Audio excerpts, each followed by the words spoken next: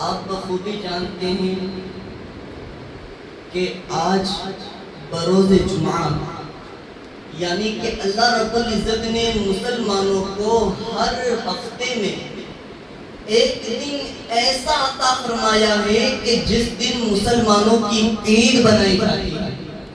اور اللہ کے حبیب فرماتے ہیں کہ جو شخص شب جمعہ مجھ پر 7 دفعہ درود پڑھتا ہے، اللہ کے حبیب فرماتے ہیں کہ جو شخص شب جمعہ مجھ پر 7 مرتبہ درود پڑھتا ہے، اے اہل دنیا اور اہل سما تم گواہ ہو جاؤ اس پر میری شفاعت واجب ہے، یعنی اسے میں جنت کا پروانہ عطا فرماؤں گا. حضرات محترم، اس روایت کو پس نظر سامنے رکھتے ہوئے آپ تمامی حضرات حضور احمد مجتبی محمد مصطفیٰ ارواح النافذہ صلی اللہ علیہ وآلہ وسلم کی بارگاہ بیکس پناہ میں جھوم کر درود پاک کا ہدیہ پیش کرے کہ اللہم صلی علی سیدنا و مولانا محمد وعلی آلہ وصحبہ وبارک وسلم. اللہ رب العزت قرآن مجید میں ارشاد فرماتا ہے الا ان اولیاء اللہ لا خوف علیہم ولا هم يحزنون. ہمارے درمیان سے ببرکت مہینہ جو گزرا، اس مہینے کے بعد ایک اور مقرر مہینہ آتا ہے جسے شوال کے نام سے جانا جاتا ہے. یہ مہینہ ایک بڑا بابرکت ہے. اس مہینے میں ہمارے درمیان سے اہم واقعات اور اہم شخصیات ہم سے دور ہوئی اور دنیا سے جاپوش ہوئی. اسی مہینے کی 5 تاریخ کو حضرت خواجہ عثمان ہارونی رضی اللہ تعالیٰ عنہ کا وصال مقدس ہوا. آج انہی کی مناسبت سے میں نے آیت مقدسہ کی تلاوت کی ہے. اللہ رب العزت فرماتا ہے الا ان اولیاء اللہ لا خوف علیہم ولا هم يحزنون، یعنی کہ اللہ کے ولیوں کو نہ کسی چیز کا خوف ہے نہ کسی چیز کا رنج و غم. آپ تاریخ اٹھا کر دیکھیں، آپ قرآن کی تلاوت کر کے دیکھیں، ہر جگہ اللہ فرماتا ہے انہیں نہ کسی چیز کا خوف ہے نہ کسی چیز کا رنج و غم. ذرا غور تو کریں اللہ رب العزت کس کے بارے میں فرماتا ہے؟ نہ انہیں خوف ہے نہ رنج و غم ہے نہ کسی چیز سے ڈرتے ہیں. اگر ان کے سامنے کتنا بڑا جابر بادشاہ کیوں نہ آ جائے وہ بھی ان کے سامنے جھکتا ہوا نظر آتا ہے. کتنا بڑا ظالم کیوں نہ آ جائے وہ بھی ان کی بارگاہ میں جھکتا ہوا نظر آتا ہے. ارے ان کا مقام تو یہ ہے کہ اگر کوئی ان کا کپڑا پکڑ لیتا ہے تو اللہ رب العزت کپڑا پکڑنے کے صدقے انہیں بھلائی کا کروا دیتا ہے. یہ اللہ کی مقدس جماعت ہے جسے اللہ رب العزت نے اتنا بڑا مرتبہ دیا ہے. اور یہی جماعت اتنا پاور رکھتی ہے کہ اکیلے پوری امت کو بخشا کر جنت عطا فرماتی ہے. اللہ کے ولیوں میں بہت سارے ایسے ہیں جنہیں اللہ رب العزت نے ایسا پاور عطا فرمایا ہے کہ وہ اکیلے پوری امت کی بخشش کر سکتے ہیں. انہی ولیوں میں سے ایک ولی وہ ہے جسے خواجہ عثمان ہارونی کے نام سے جانا جاتا ہے. آپ کو پتہ ہے شخصیت کون ہے؟ ہم صرف چنندہ ولی کو جانتے ہیں جن سے ہمارا صرف تعلق ہے، قربی تعلق ہے. لیکن ہماری امت میں ایسے برگزیدہ بندے ہیں کہ جن کی مثالیں خود موسیٰ علیہ السلام بھی دیتے ہیں، جن پر اللہ رب العزت کچھ فخر فرماتا ہے. اللہ کے حبیب فرماتے ہیں کہ قیامت کے دن میں اپنی امت پر میرے اولیاء کی وجہ سے فخر کروں گا اور کہوں گا موسیٰ کیا تیری امت میں میرے ولیوں کی طرح ولی ہے؟ آپ ذرا غور تو کریں. اللہ رب العزت نے اتنا بڑا مرتبہ دیا. حضرت عثمان ہارون رضی اللہ تعالیٰ عنہ آپ کی ولادت ہجری سن 400 میں ہوئی. ہارون نامی قصبہ جو خراسان میں واقع ہے.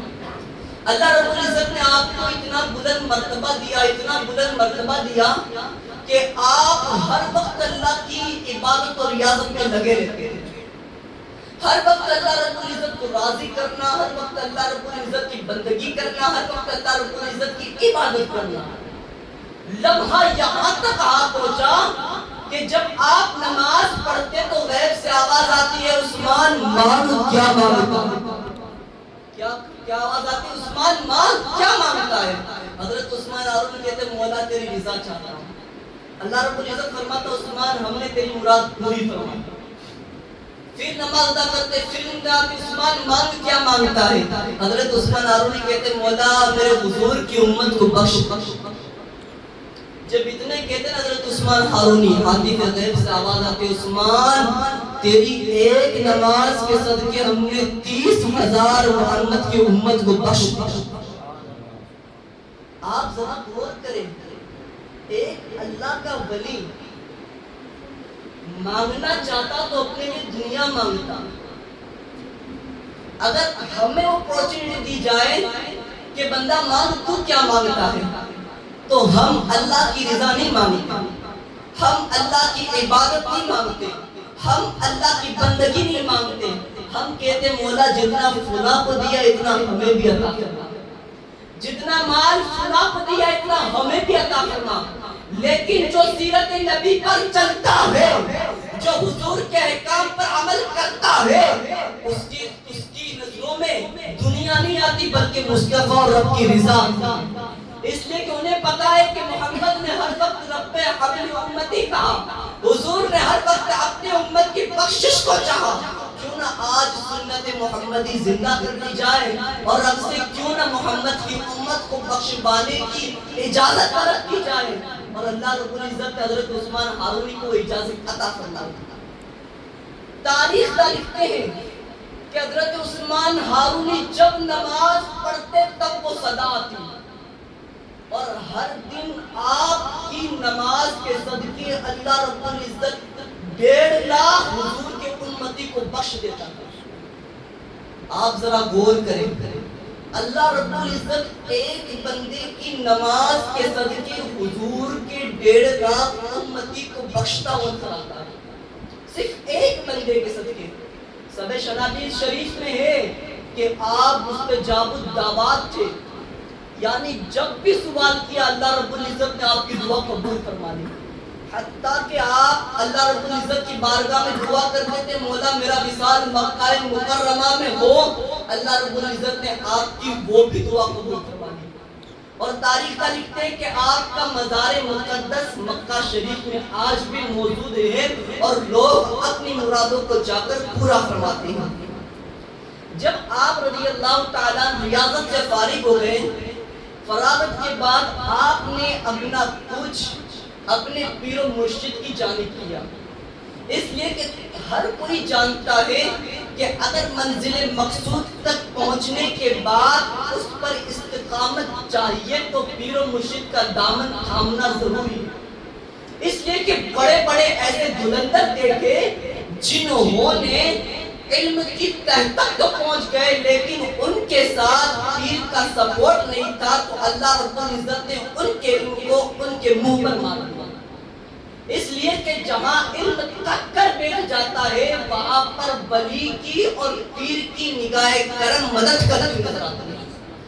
آپ نے بھی وہی سنت پر عمل کرتے اور اپنے پیر و مرشد کی طرف کچھ کیا، اور آپ نے اپنے پیر و مرشد حاجی شریف زندجی کی بارگاہ میں اپنا کچھ کیا اور ان سے اپنا خرقہ اور بیعت حاصل کی۔ جب آپ ان کے مرید ہوئے تو آپ کو انہوں نے کلہا شریف پہنایا۔ یہ کلہا کیا ہوتا ہے؟ آپ نے دیکھا ہوگا ایسی ٹوپی جس کے اندر 4 کونے ہوتے ہیں، اس کو کہتے ہیں کلہا، اور یہ کلہا حضرت علی سے چلتا چلتا چلتا حضرت خواجہ عثمان ہارونی تک آیا۔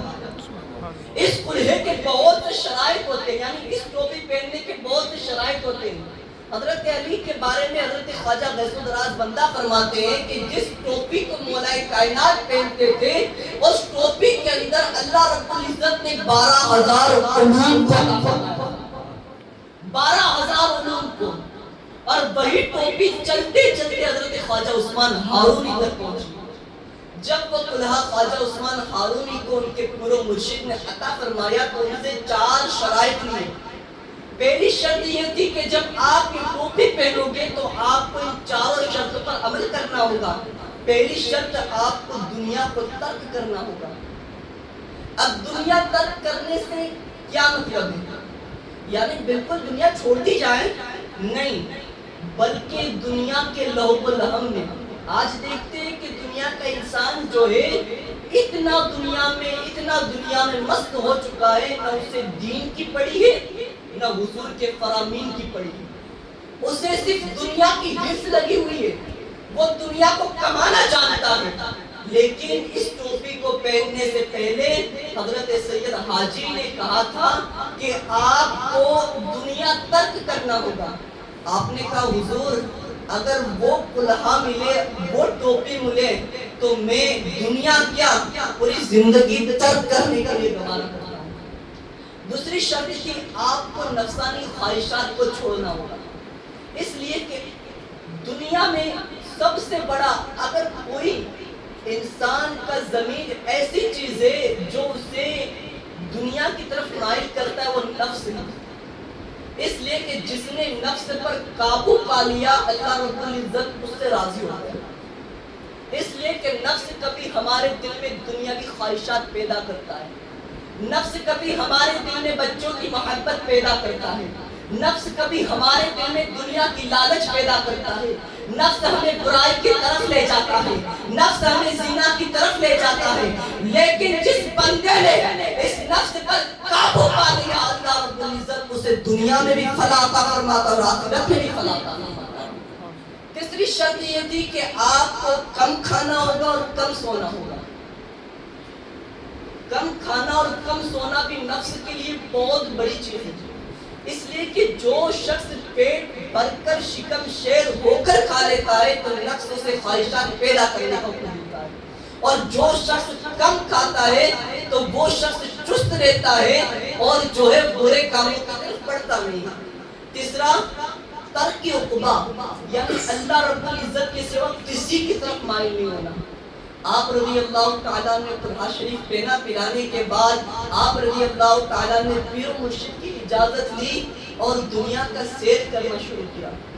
جب آپ نکلے آپ کے مرید حضرت فخر الدین آپ کے ساتھ تھے، سفر کرتے کرتے ایک ایسے مقام پر پہنچے جہاں پر مجوسی لوگ ایک آتش گدا چلائے ہوئے تھے اور کئی سالوں سے اس آتش گدا یعنی کہ جو آگ جلانے کا کنڈا ہوتا ہے اس میں کئی سالوں سے لکڑیاں ڈال کر آگ کو جلا رہے تھے۔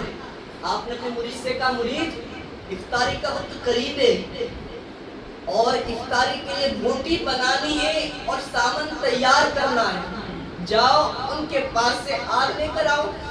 آپ کا مرید فخر الدین جب اس آتش گدے کے پاس پہنچا تو ان لوگوں نے کہا یہ تو ہمارا معبود ہے، یہ تو ہمیں آخرت کی آگ سے جلانے سے بچائے گا، اس لیے تو ہم آگ کی عبادت کرتے ہیں کیونکہ آگ ہی تو ہمیں دنیا اور آخرت سے بچائے گی۔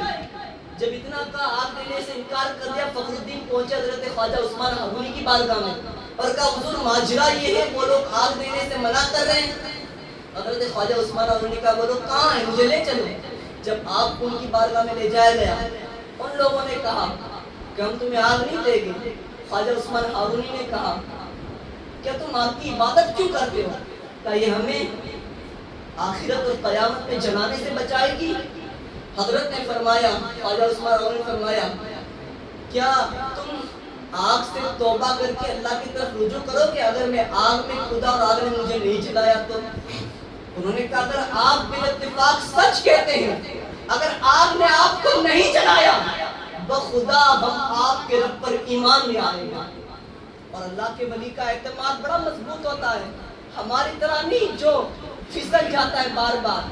اگر کسی نے کچھ کہہ دیا کہ فلاں ولی ایسے کیسے کر سکتا ہے تو ہم بھی اس ولی پر شک کرنا شروع کر دیتے ہیں۔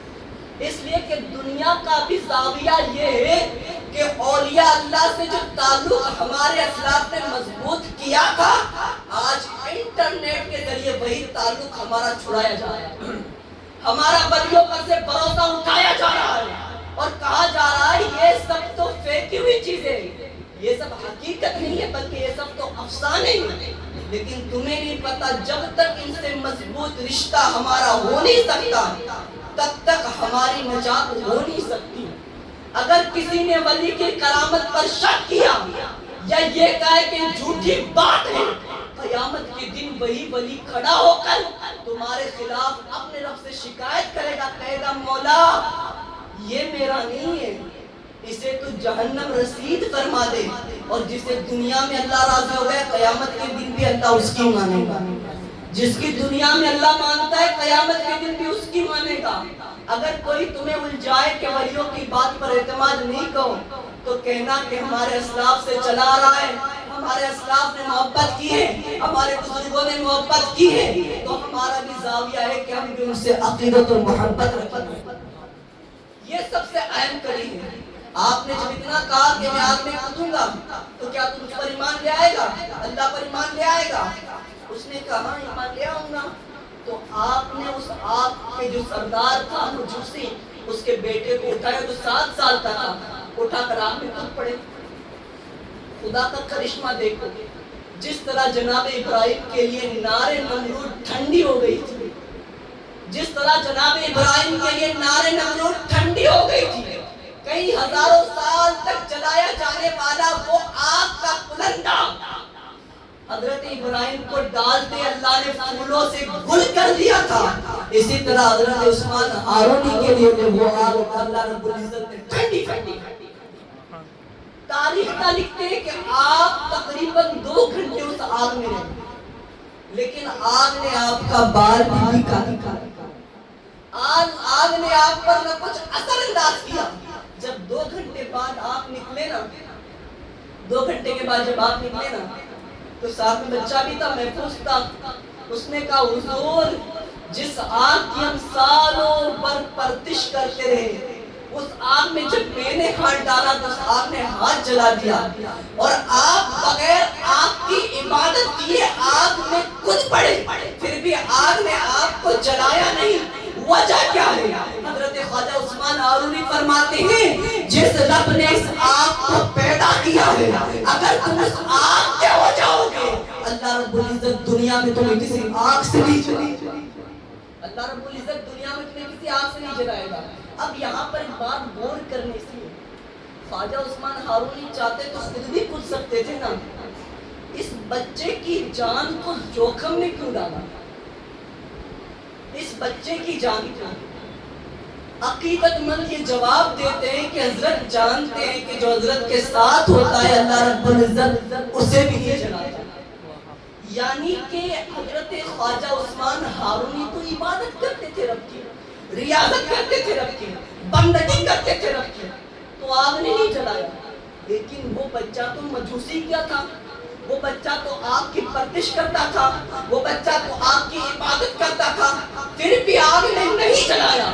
تو پتا چلا کہ جو ولیوں کے ساتھ ہو جاتا ہے, جو ولیوں کا دامن تھام لیتا ہے, ارے دنیا کی آگ ان کے ساتھ ہونے سے جلاتی نہیں ہے بلکہ انہیں بھی ٹھنڈک کی طرح وہ آگ محسوس ہوتی ہے اور فلاح کی دارین عطا کرتا. یہ حضرت خواجہ عثمان ہارونی بتایا جاتا ہے کہ اس وقت اس آگ کے پاس کئی ہزار مجوسی تھے جو آپ کے ہاتھ پر آ کر ایمان کی دولت نصیب فرما کر اللہ رب العزت انہیں مشعل راہ عطا فرماتا ہے اور سچے اور پکے مسلمان فرماتا ہے. یہ ایک اللہ کے ولی کی برکت سے اللہ رب العزت نے جو جماعت کو ولی بنا دیا. یہ ہمارا اسلاف ہے جن کی پیروی کرنے سے اللہ رب العزت خود ہمیں وہ چیزیں عطا فرما دیتا ہے کہ اللہ رب العزت ہمیں بھی ہدایت عطا فرما دیتا ہے. اور ایک چیز سنیں, سب سے بڑی چیز ہے پیر کی اطاعت کرنا. اطاعت مطلب ہوتی ہے پیر کی باتوں پر عمل کرنا. حضرت خواجہ غریب نواز رحمۃ اللہ تعالیٰ علیہ فرماتے ہیں کہ میرے پیر و مرشد اور ہم سفر میں جا رہے تھے, راستے میں دریا تھا. اب دریا اتنا طویل تھا کہ میں نے اپنے پیر و مرشد سے کہا حضور ہم اس دریا کو پار کیسے کر پائیں گے؟ حضرت نے فرمایا آنکھیں بند کرو. غریب نواز خود لکھتے ہیں ملفوظات میں کہ جیسے میں نے اپنی آنکھیں بند کی, جیسے میں نے اپنی آنکھیں بند کی تو کیا دیکھا کہ میرے پیر و مرشد نے مجھے دریا پار کرا دیا. میرے پیر و مرشد نے مجھے دریا پار کرا دیا. میں نے پوچھا حضور یہ کیسے ہوا؟ خواجہ عثمان ہارونی فرماتے ہیں جسے پکا اعتماد اپنے پیر پر ہونا تو پھر اللہ رب العزت دریے کیا دنیا بھی پار کرا دیتا ہے. دریے کیا دنیا بھی پار کرا دیتا ہے. اور ایسی درجنوں مثالیں مل جائے گی. بابا قطب کے تعلق سے لکھا جاتا ہے کہ بابا قطب جب سیاست کے لیے نکلے یعنی دنیا کا سیر کرنے کے لیے نکلے تو آپ کے شاگرد حضرت بابا فرید الدین گنج شکر آپ کی بارگاہ میں تھے. جیسے نکلے نا تو ایک مقام پر ٹیڑے سخت ٹھنڈی کا زمانہ تھا. فجر کے لیے بیدار ہوئے, مرید سے کہا فرید جاؤ پانی لے کر آؤ. اب جب فرید الدین گنج شکر نے پانی لیا تو دیکھا کہ پانی جو ہے بڑا ٹھنڈا ہے. آپ رضی اللہ تعالیٰ نے چاہا کیوں نہ پانی کو گرم کر لیا جائے. اب جیسے پانی کو گرم کرنے کے لیے ہر گھر کی طرف آپ نے چکر لگایا, گھر کی طرف چکر لگایا, لیکن کوئی دروازہ کھلا نظر نہیں آیا. دیکھا کہ ایک خاتون کا گھر کھلا ہے. آپ پہنچے, جانے کے بعد آپ نے اس خاتون سے کہا میرے پیر و مرشد کو پانی چاہیے, لیکن پانی ٹھنڈا ہے, میری غیرت گوارا نہیں کہ میرا پیر اتنے ٹھنڈے سے وضو کرے. یہ حقیقی محبت ہے پیر و مرشد سے, دکھائے والی محبت نہیں جو چند لمحوں تک محدود رہتی ہے. سامنے صرف دکھائے والی محبت ہوتی, لیکن خواجہ فرید الدین گنج شکر سچی محبت کرنے والے تھے. اس عورت نے کہا کہ قطب فرید تیری آنکھیں بہت مست ہیں, مجھے تیری آنکھیں چاہیے. کیا چاہیے؟ آنکھیں. بڑا سوال کر لیا, آنکھیں چاہیے. کہا کہ پیر و مرشد کو ٹھنڈے پانی سے وضو کرنے نہیں دوں گا اگرچہ فرید کی آنکھیں کیوں نہ چلی جائیں.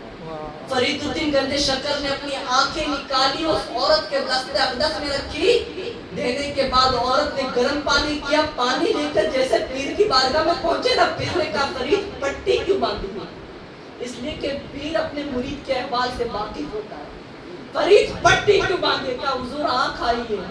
آنکھ میں ایک شعبہ آیا, کہا فرید قریب آ. حضرت فرید الدین گنج شکر اپنے پیر و مرشد کی بارگاہ کے قریب آئے. آپ نے کہا فرید قریب آئے, اپنا دست مقدس پھیرا. بابا قطب کا ہاتھ پھیرنا تھا. کہا فرید پٹی کو ہٹا. جیسے پٹی کو ہٹایا, اللہ رب العزت نے فرید الدین گنج شکر کو آنکھیں عطا فرمائی. اس لیے کہ پیر کی بارگاہ میں جو کار خیر کیا جاتا ہے اللہ اسے ضائع نہیں بلکہ اس سے اللہ رب العزت اس کا بدلہ عطا فرماتا ہے. یہ خواجہ ہارونی اور بابا فرید الدین گنج شکر. ہمیں چاہیے کہ ان کی تقریبات کریں, ان کی نغمے گائیں, ان پر فاتحہ دیں. اللہ رب العزت کی بارگاہ میں دعا ہے کہ میرے پڑھنے اور آپ حضرات کے سننے میں اندر یہ سب غلطیوں سے معاف فرمائے. وآخر الحمدللہ رب العالمین. السلام علیکم.